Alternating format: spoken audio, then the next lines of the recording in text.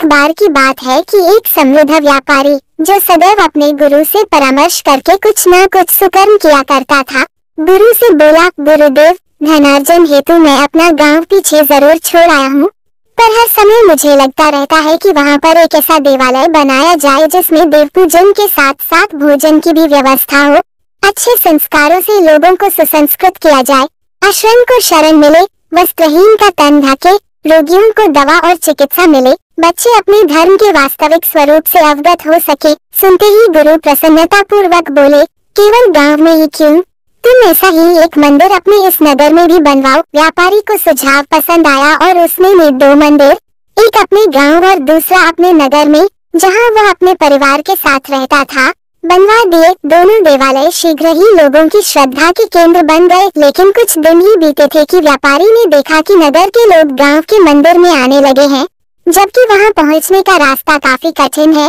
उसकी समझ में नहीं आ रहा था कि ऐसा क्यों हो रहा है।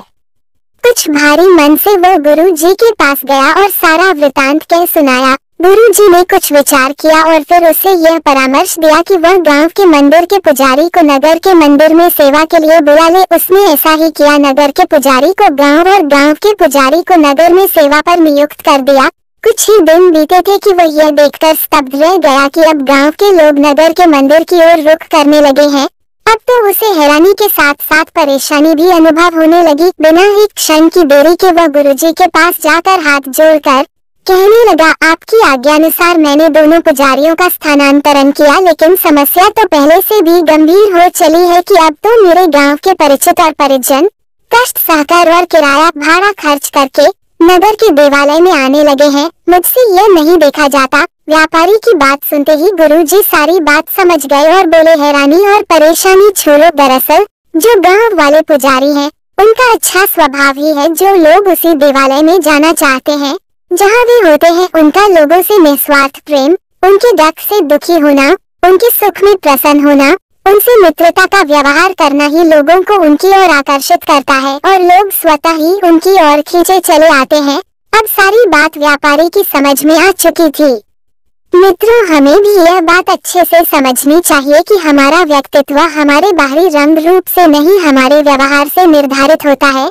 बिल्कुल एक समान ज्ञान और वेशभूषा वाले 2 पुजारियों में लोग कष्ट सहकर भी उसी के पास गए जो अधिक संवेदनशील और व्यवहारी था। इसी तरह हम चाहे जिस कार्य क्षेत्र से जुड़े हों, हमारी सफलता में हमारे व्यवहार का बहुत बड़ा योगदान होता है। हम सभी को इस परम सत्य का बोध होना चाहिए कि इस धरती पर मात्र अपने लिए ही नहीं आए हैं। हमें अपने सुख दुख की चिंता के साथ साथ दूसरों के दुख सुख को जरूर बांटना चाहिए, उनसे मित्रतापूर्ण व्यवहार करना चाहिए ताकि हम जहां पर उपस्थित हों वहां पर स्वास्थ्य की एक अच्छा वातावरण बना रहे और सकारात्मकता की तरंगों से हमारा जीवन सागर लहलहाता रहे।